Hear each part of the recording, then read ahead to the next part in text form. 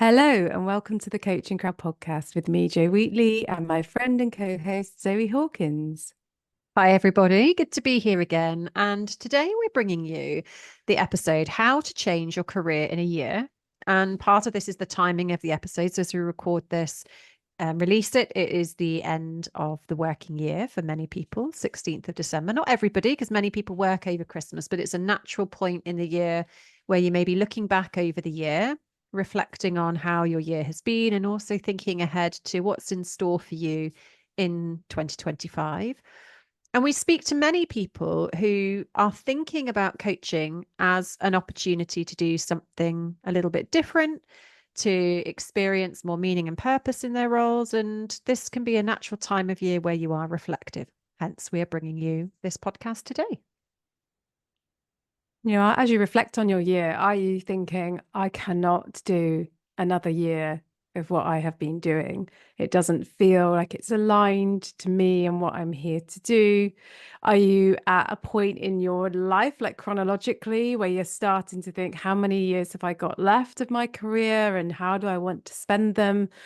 And it's Zoe, even when you said the title of the podcast, like, oh, it's so exciting, how to change your career in a year. Like, even if you're in a career that you absolutely love, like for us, for example, we love what we do, but it excites me to think about, oh, and how can we change that over the course of the next year? How will we evolve? What are we going to be doing that's new or different? So hope today is stimulating for you. And I think it's that piece, Jo, which is so much can happen in a year. And sometimes when you're in a place and it might be as you describe where you're not where you want to be, or you're hoping for something different, a year is a serious amount of time. You can achieve a lot in a year. And sometimes it doesn't feel like that because maybe maybe this is me speaking, but as I get older, the years seem to go faster because I think I've got more time in my history.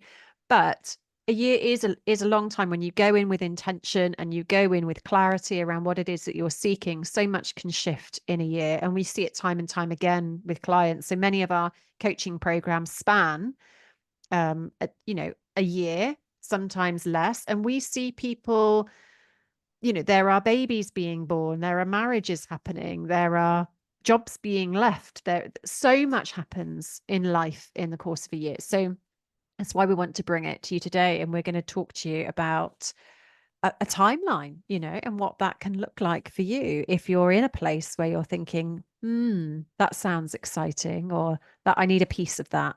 Then how might you be able to do that? When we speak to people that are wanting to train as coaches, pretty much always the question that is asked is, how long will it take? How long will it take? And the sense is like, if it takes too long, I'm not going to do it. But if you tell me an answer and it feels doable, then I'm doing it. So we just thought we'd be clear about that today. So in January, we have what we call a semi-intensive program. So it means it's one of our quicker programs to complete. So the content is divided up into 4 bite-sized chunks, I would say. So if you do the level 5 program, you have 3 days at the end of January, 3 days at the end of February, 3 days at the end of March, and 1 day at the end of April. And if you do the level 7, you have 3 days at the end of April rather than 1, because you have an extra 2 days of content. And when we say days, they aren't really long days, they are school hour days. So hopefully for those of you that need to, you can fit it around other things, but also regardless, it just doesn't take up the whole day. So that means you get to digest the content at a pace that feels like you're in a bubble. You can keep your attention on it. And you've also got some space in between the modules to be able to really consolidate and absorb the content that you have been practicing and learning about in those bite-sized chunks. So it's one of our favorites, and we know it's one of our learners' favorites too in terms of format. And what better time than January, kickstart your year investing in this goal that you have that can be achievable. So do you want to talk through the next part, Zoe? Yeah, I was just actually going to back up and sort of say what are the phases of coaching training? And you've illustrated there, Jo, the taught content phase, which is one phase, and the beginning phase. The second phase that we go into is really embedding what we've learned in that taught content with clients. And this straddles a couple of things. So what that means is you'll be working with coaching clients. And if you do the level 5, you're looking at 54 hours of coaching. And if you do our level 7, you're looking at 72 hours of coaching. And the idea there is you're working with clients to use the different tools and techniques to build the skills to really start to become a great coach. And the way you get good at coaching is by doing it. So when you're coaching your clients, you will also be in supervision, and you will have a accredited and qualified supervisor supporting you with those coaching hours.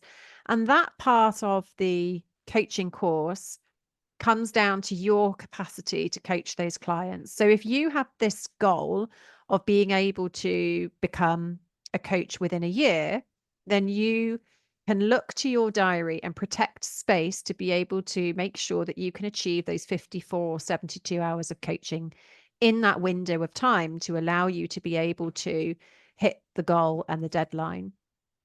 And on that, which we'll maybe talk about in a little while, you don't have to be a fully accredited and qualified coach in order to start your coaching business. And maybe we'll talk to that in a minute. But let's stay with the phases. So we've got the talk content phase, and then we have the supervision and coaching hours. Jo, do you want to talk to the other elements?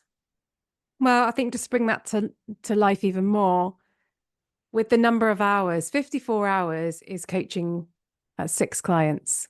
72 hours means coaching 8 clients. So if we look at 8, which would be the most number of clients that you would need to coach if you're doing that level 7, if you were to coach 2 clients a week, that means that in month 1, you're doing all of their first coaching sessions. And so it would take you 6 months to coach them all. So if coaching 2 clients a week, around your job feels doable, great, that may be an option. So if you finish the talk content at the end of April and you start coaching your clients in May, that means May, June, July, August, September, October. So you'd finish coaching your clients then. And at that point, you then would move into ensuring that your 3 assessed elements are done. So we give a deadline of a month after the talk content for assignment 1. So actually assignment 1 you hand in May, and you get feedback on that. And hopefully you pass. And if not, you'll get feedback to get you over the line with that. And that's all about coaching and mentoring in an organizational context. It's more focused on your understanding of coaching than it is on the context. And then the final 2, which you do after you've done your coaching hours. So let's say then that's in November. In November, you would be just checking your coaching diary. So your coaching diary is assignment 2, and you would have been writing that for every session as you do it during those 6 months of coaching. So actually it writes itself. It doesn't write itself. You write it in bite-sized chunks during that time. So that's mostly done. You just top and tail that with your records. The final assignment is a deep dive into your strengths, your opportunities for growth, and a CPD plan, so a learning plan as to how you're going to address your development areas moving forwards, recognizing that coaches are never done. There's always areas for us to grow and develop in. And obviously we have our own development opportunities, within Good Company. So there's some obvious stuff that you can include in that list if you feel interested in those areas. And so we turn those assignments around and come back to you, congratulate you. Amazing, well done. You're qualified. Here is your certificate with your the logos of the accrediting bodies on it. And we ask you if you want to go for accreditation, which is the next step. So that's how you can get qualified. And depending on the accrediting body, if you choose the EMCC, it probably could happen within that by the end of the year. The ICF route does take a little bit longer. And obviously you've got some other bodies that you might also look at. So it absolutely is doable. 100%. And what I was alluding to earlier, we see many of our ambitious, sort of intentional learners starting their coaching businesses before they reach the very end of their qualification. So if you are clear that actually you want to set up a coaching business or some kind of business that involves coaching, many of our learners will get through sort of half of their clients where they've been practicing and embedding at this point, really understanding what it is to be a great coach. And often what happens is those coachees will start recommending them as a coach to their peers and their colleagues and friends, and they start to get approached for coaching. And some of those coaches will offer an introductory rate, so yes, I am still a coach in training, but I am now charging this rate. And so their coaching businesses become real. That first paying client takes it from a concept and an idea and an aspiration into something that's real. And of course, you'll need insurance to be able to do that, but you don't have to have a fully fledged website and everything else up and running to be able to start practicing. But we also see that many coaches do. So at the same time as they're learning and growing, they are also being creative and feel inspired to bring out the name of their business and start to build a website. So yes, so much is possible within a year. And we often see people handing in their resignations, don't we, Joe, like halfway through the program, because it feels aligned to do that. And they find the courage and the confidence through the coaching experiences on the program to be able to do that. And I think that's also usually in the context of somebody that has been coaching and mentoring people for a long time in their career, maybe not as a coach with that label, but as part of their role and or the way that they are. And on the program, there, as we say many times, there's a lot of learning and there's some unlearning, and building that on top of what already is a lot of experience. We're working with adult learners. All of you already have some knowledge and experience of coaching and mentoring. And I know people often feel tentative when they're speaking to us about the programs, and like, well, they don't like to say, oh, I've been doing some coaching, because they're like, I know I'm not a qualified coach. I don't know if it's okay for me to say that I've been doing this. Well, yes, you have. And it's great to be able to recognize that. And of course, we have our business lounge, which we include as part of the coaching qualifications package. It's complimentary as part of that. And so you can take time to go through those resources in there to help you with that bit. Some people like to do it concurrently. Other people like to do it after they've finished their training.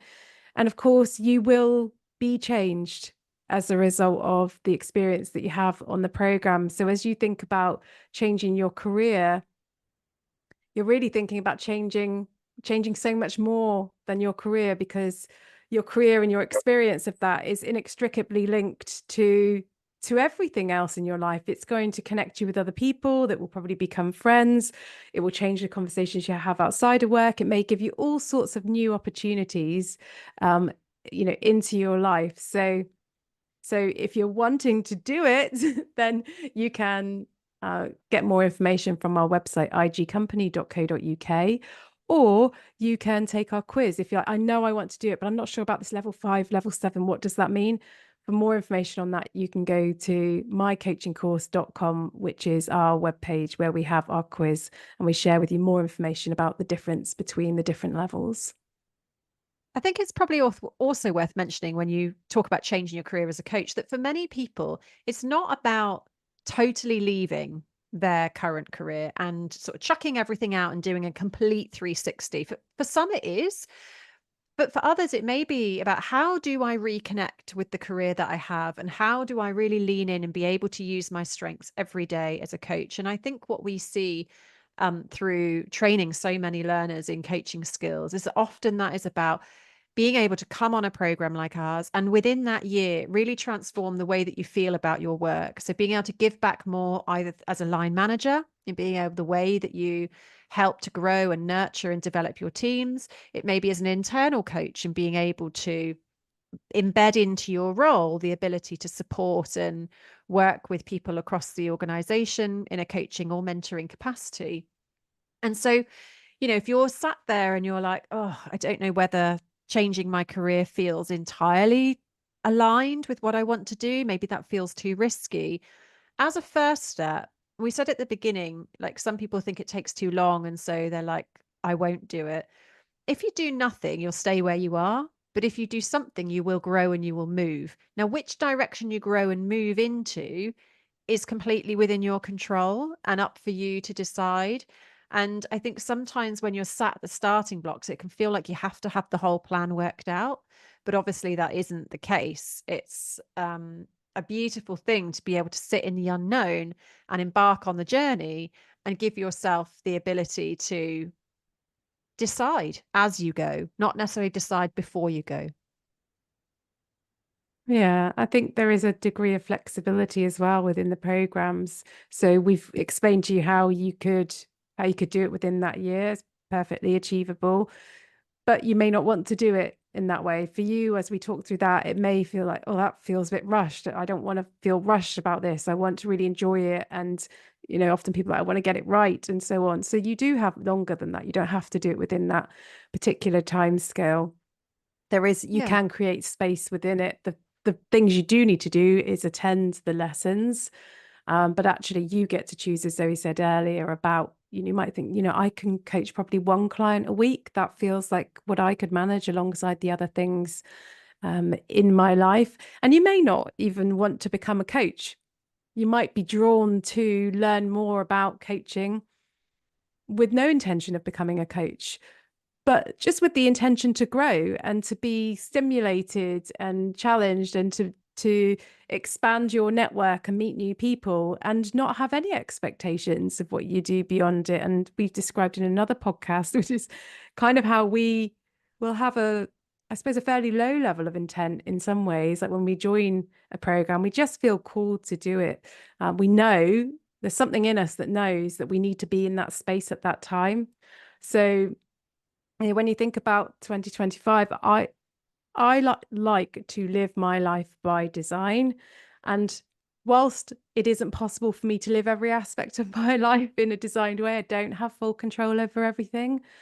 I like to be intentional and purposeful about what I'm bringing in, blocking out sometimes, like the boundaries that I set. And I do everything that I can to create the life that I would ideally want to have at that particular point in time, recognizing and accepting that can't usually have all of it, and that's okay. But as you said, Zoe, I'm moving closer to that. And it's embarking on a journey with an open mind, open to opportunity. And we see that, what may be the goal at the start changes into something else. So, as you said, Joe, like you're always growing and you're always developing and you will change as a result of the program. And sometimes that change opens up opportunities that you can't see right now where you're sat. So perhaps that looks like a promotion, instead of actually leaving the role that you're in and thinking you want to completely change everything, you may get offered an opportunity internally because of the skills and the strengths that are coming through as a result of the coaching training. So remain open-minded in your pursuit of the goal. And, as we said, January is such an amazing time to start training in coaching skills, training to be a coach, embarking on the journey. You will be in a shared space with so many other people who are on that adventure as well. I think the final thing I'd like to say is when you're thinking about changing your career or anything else in your life, it is important to do what we call that ecology check. Like, how would a decision that I make impact other people in my life?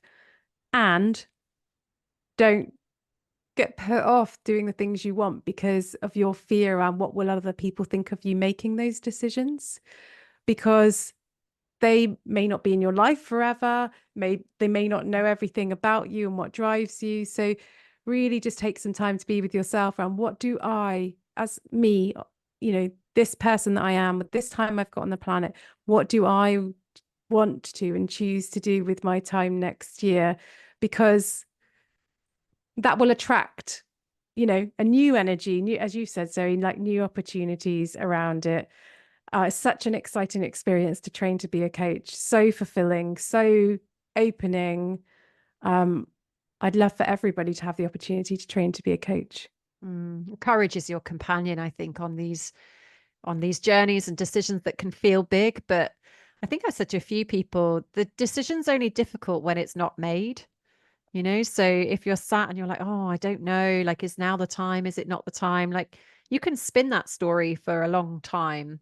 And sometimes if you just decide, notice the energy, like, does it feel like something has shifted and you're now in a place of moving towards something as opposed to being stuck in something? So I encourage you to pay attention to that as well. So as Joe said, come and do our quiz at mycoachingcourse.com. That's going to help you to make the right decision for you. And if you like what you see, then you can come and join us in January on our coaching course.